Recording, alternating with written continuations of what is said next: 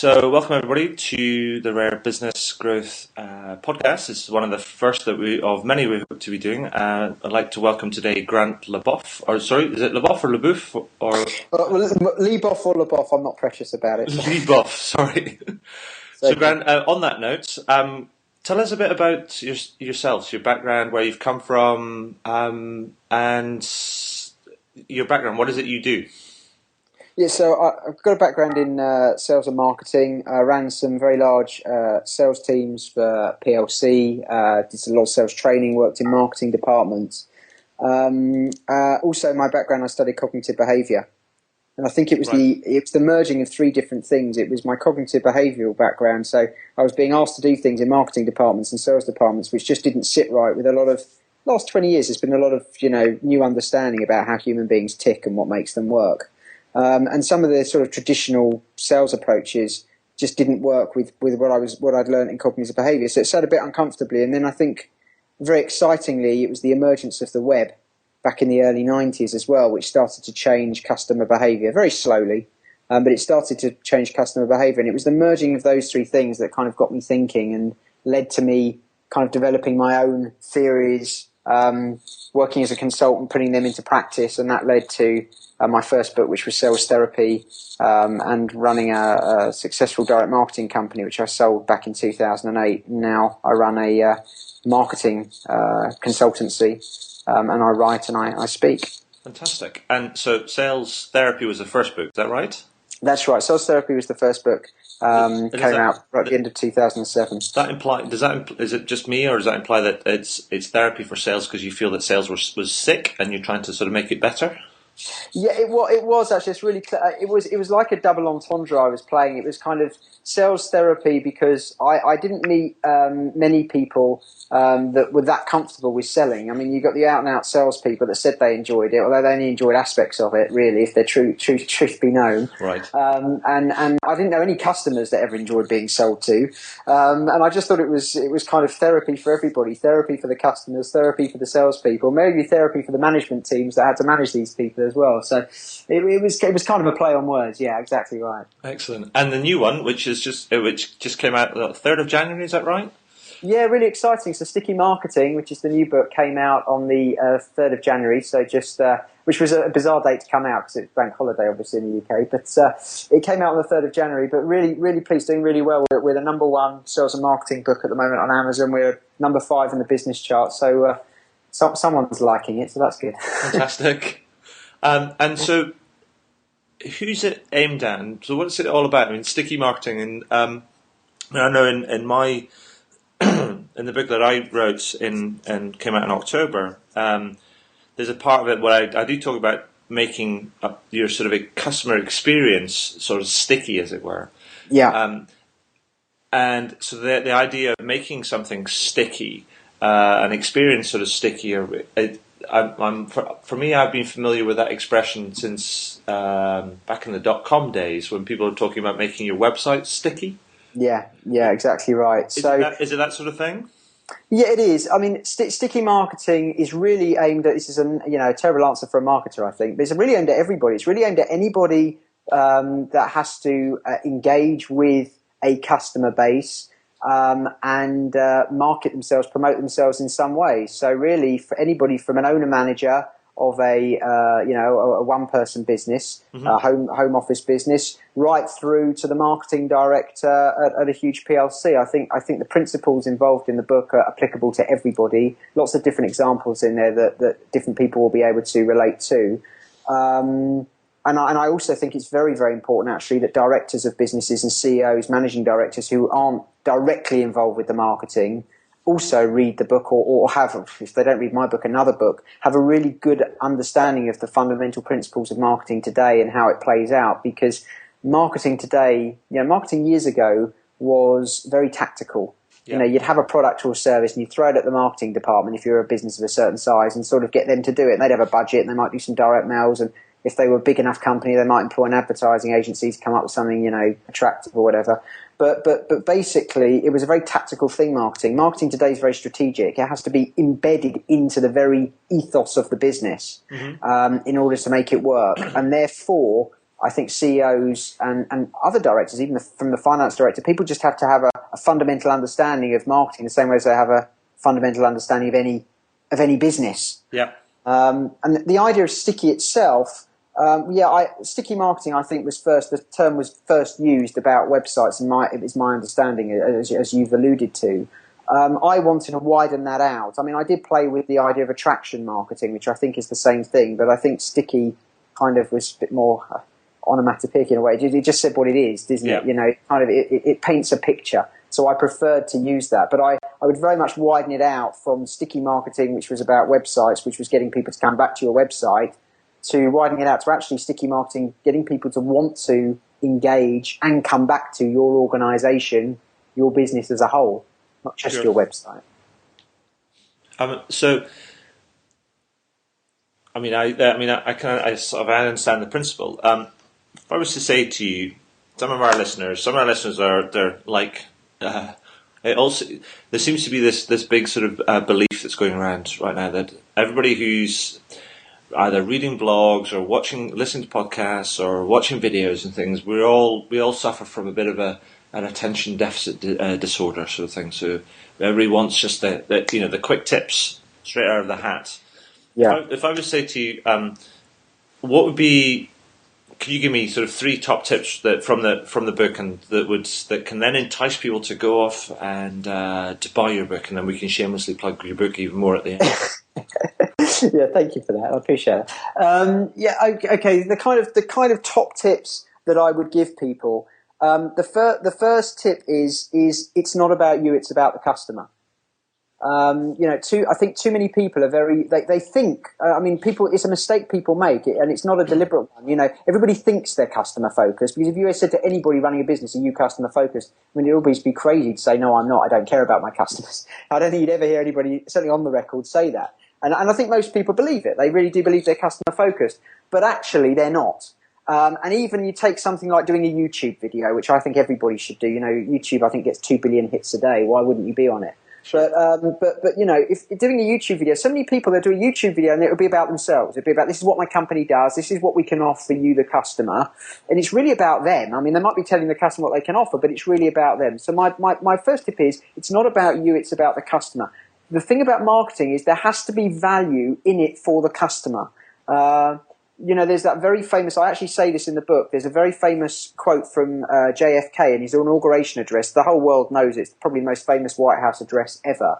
He said, ask not what your country can do for you, but what you can do for your country. Yes. And I actually have taken that quote and I've used it. I mean, I've obviously quoted JFK as well. And I say, don't ask what your marketing can do for you, which is what everybody does. You know, I want leads, I want business, I want this, I want that. Let's bombard them with a direct mail, hit them with some telemarketing, do this really great advert. Don't ask what your marketing can do for you. Ask what it can do for your customer. Mm-hmm. If you can produce marketing that provides value for your customer, hints, tips, ideas, ways of doing things, pitfalls, things they should be concerned of, etc., etc., etc. Then, by providing value for your customer, it's engaging. They want more. They want to come back. You build credibility. You build trust with that customer. And then when they are ready to buy, and that could be after an hour, it could be after 3 years, but when they're ready to buy, you'll be front of mind. You'll be one of the places that they will come to see if you can solve their issues, if they can purchase from you. I always say to people, it doesn't guarantee you the business, but it does guarantee you a seat at the table. And you can't ask more from your marketing than that, just to make sure that when someone's ready to buy, you get a chance to kind of quote or be there or offer something. Sure. So that would be my first real top tip for people. Think about where the value is in every communication you do, be it a podcast like this today, or be it a blog entry, or be it a tweet, or be it whatever it is going to be. Where's the value for the other person? It's not about you. Where's the value for the other person? And the second really big tip, I know you asked for 3, but I think I'm going to just give 2 if that's okay. No, that's fine. Leaving us hanging. The second big tip, which I think is new. I think most people have missed this. The point today is not that we've got all these vehicles so we can bombard our customer in a million different ways. It's not that we can tweet the hell out of them. We can write a load of messages on Facebook, bombard them in their emails. Hit them on YouTube and hit these. It's not about us shouting about ourselves using lots of other channels to shout. What it is today is that our customers or our potential customers have access to us anytime they want and at the time of their choosing. And when I say access to us, I don't mean your company or my company per se, but if they are looking for somebody to help them with, their customer service, you're somebody that perhaps can do that for them. They may go on Google and look at customer service experts. They may go on Twitter and have a look what people are saying. They may go on YouTube and look what top tips and videos there are. But it gives people the opportunity to access that information at a time of their choosing. And the importance of that, which I think most people have missed in my experience of going around, the world talking to people about this kind of stuff, is that means context is vital. We used to be told as marketers to segment our market always by demography. So, is it a male or female audience, a young or old audience? Are there particular ethnic minorities that we're targeting? Certain areas of the country, rich areas, poor areas, whatever. We were told to always, is it accountants, is it solicitors if we're in business? We're always told to segment by demography. But today what I say to people is you have to segment by context. And what that I mean is you have to understand when you're supplying a product or service, what's the context of the purchase? What's happening in their lives that means that they would go and look for that service? So if you're an accountant, is it someone that's starting a new business and they need a new accountant? Is it the end of the tax return? Is it the end of their financial year? Has their accountant just let them down? What event? Because if you think about it, every purchase is triggered by an event. What event? What is the context which drives them to go onto Google and do a search, to go onto YouTube and have a look, to ask their mates, whatever they're going to do to find new suppliers? And if you understand the event, then you can create content and value, which goes back to my first point, around some of those events.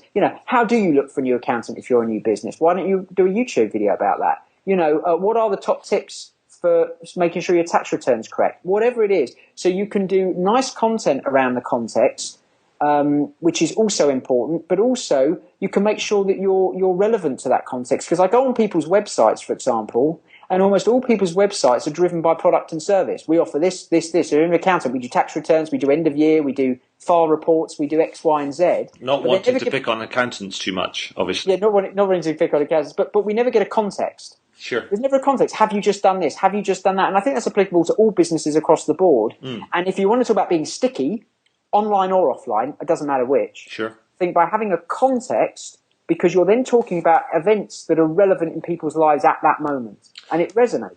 And it does come back to the point that you made earlier, is actually it's not about you, it's about them.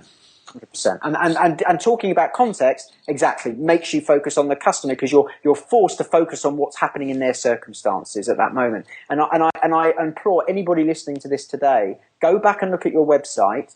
And yes, you can list your products and your services, whatever they are. That's fine. I'm not saying you don't do that. But where's the context?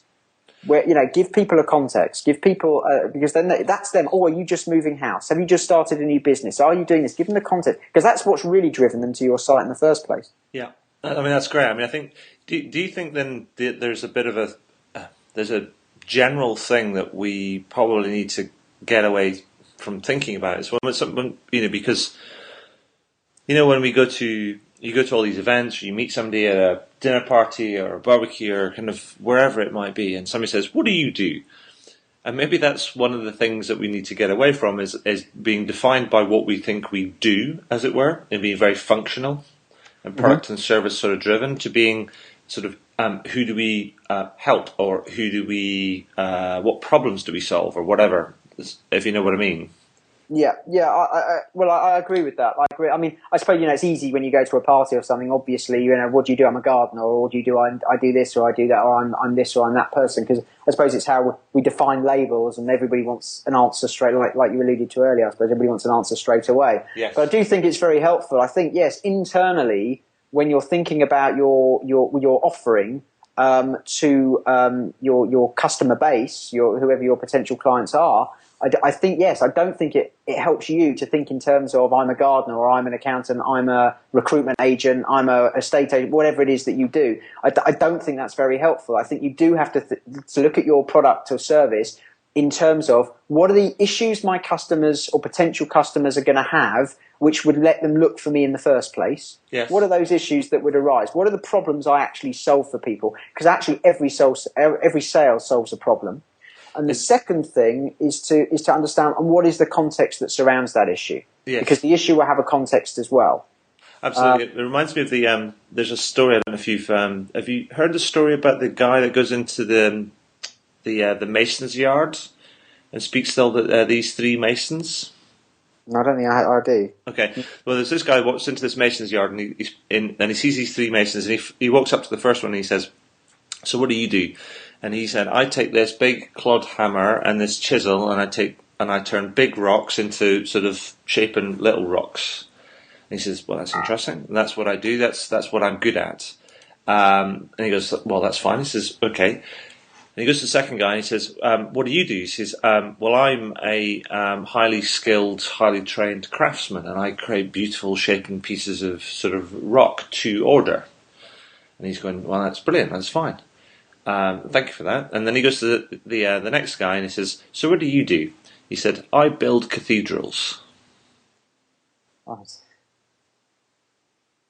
And I think that's sort of, for me, it's that type of mentality in a way. Yeah. It's not about what you do; it's about where you fit in the, if you like, the process and the context. Yeah, 100%. I agree with that. I love that story. That's a good story. It's a good story. If I see you on the TV, on morning TV, and you share that story, I'll be like, I'll glow warmly on the inside. And I'm like, yeah. I'd always credit you, Adrian. Thank you, Grant. So, in the interest of time, and to keep sort of moving on, and we'll come back to the book at the end. I also think that we're in an interesting time right now. We sort of we've been in a recession. We seem to be coming out of it, but I don't think we're out of the woods yet. I mean, and I think there's some big challenges still around for a lot of businesses, particularly the businesses that are not sitting at the top of the tree. What do you think and also that the fact that the power of the customer and their voice and things is rising. I mean, what's your feelings on that? And what do you think sort of businesses should be doing and focusing on in this current climate?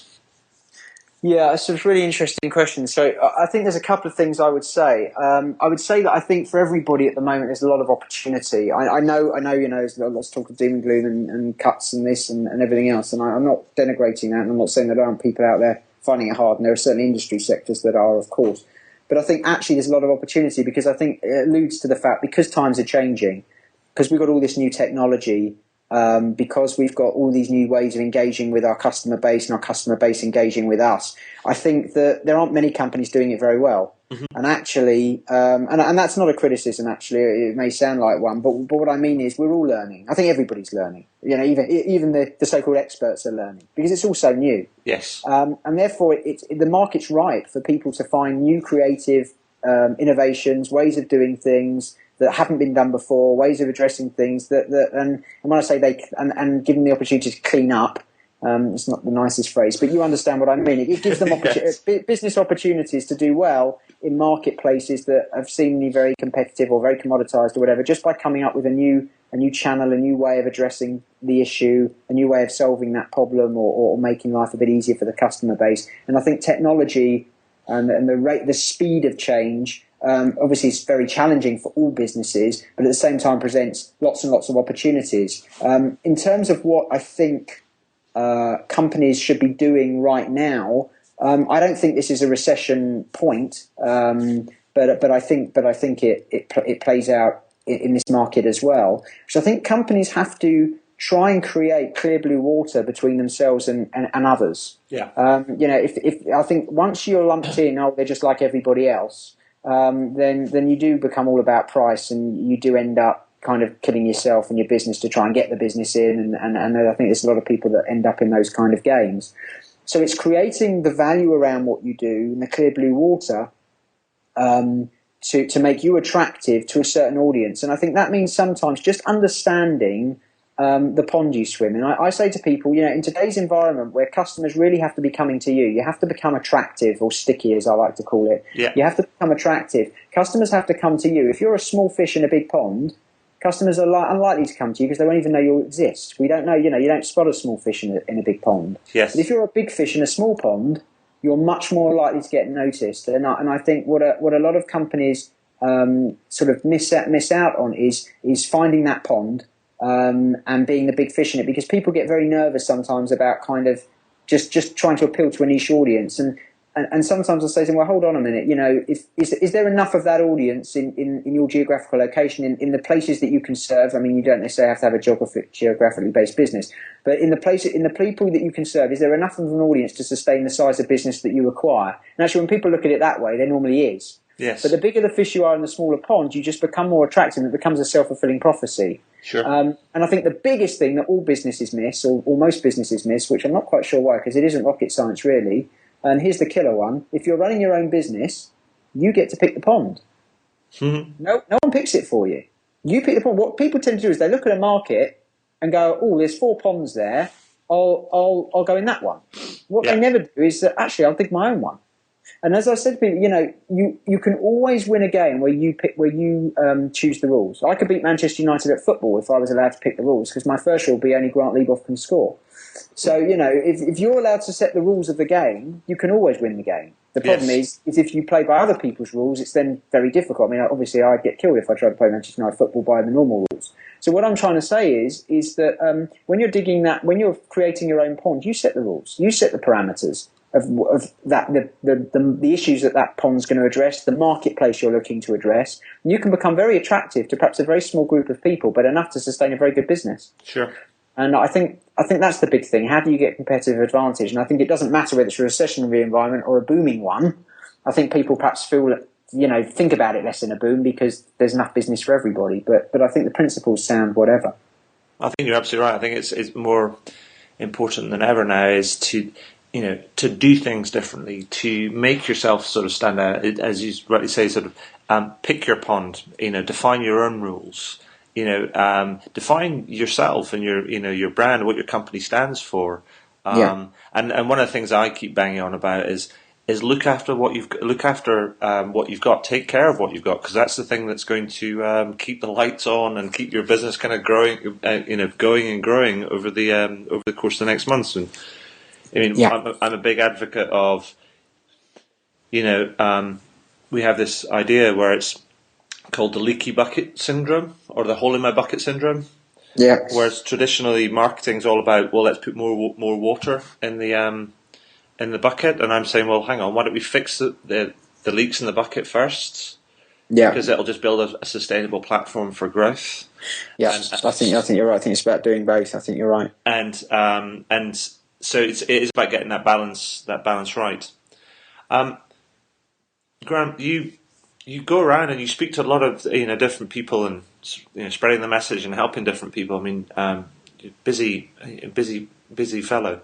How do you keep up with all this sort of stuff and ideas and thinking and stuff? I mean, do you have any? Because being a business owner in your own right, I mean, time is a precious commodity. Yeah, you're right. I suppose I have the advantage that I love what I do. Okay. So often it doesn't feel like work, even though I suppose some people would say it is, which I know I'm very privileged to be in that position to love what I do. But essentially, I'm a voracious reader. I try and keep up. I do enjoy reading. So I read a lot of the new books that are coming out, and colleagues and their ideas and what they're saying. Because I'm a speaker, I'm privileged to speak at a lot of conferences and events where I get to hear other very good people speaking as well and listen to their ideas. And often because of the nature of the events, these are people at the cutting edge of their industry. So I get to hear some very good people all the time, just as part of my job, which I suppose in a way makes it a bit easier. Fantastic. And I do a lot on the web as well. I do a lot of experimenting and a lot of finding out. When I hear about a new website or a new launch or a new concept or a new idea, I'll go and I'll play with it a little bit and see what it is and see what it does. And then it's my own experiences as well, because I'm still, although I'm a speaker and a writer, and I do spend a lot of my time doing that, I do spend at least 30% of my time, perhaps a little bit more, at the sharp end, getting my hands dirty, working with clients of my own. Sure. And that's important as well, obviously, because it's a ground for testing ideas, for seeing what's working, what isn't working, to give me the relevance and the case studies to say, okay, this we did with this with a client and it worked, and this is why it worked and how it worked.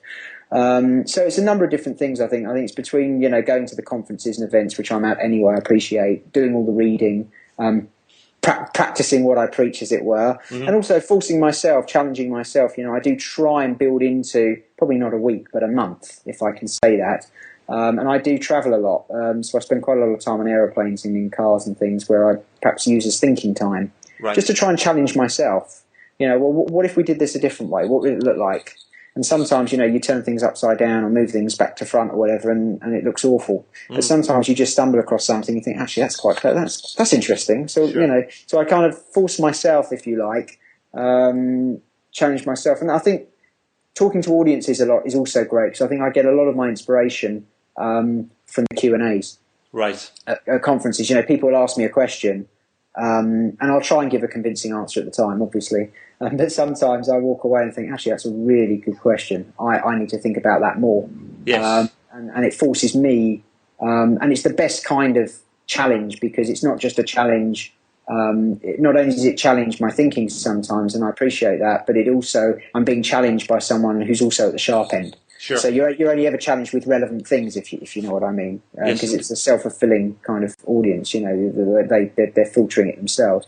So in all those ways, but I do appreciate, I think for everybody today, just keeping abreast with everything that's happening, because the pace of change is just so quick for everybody. Is a perennial challenge. It's not easy. It's not easy.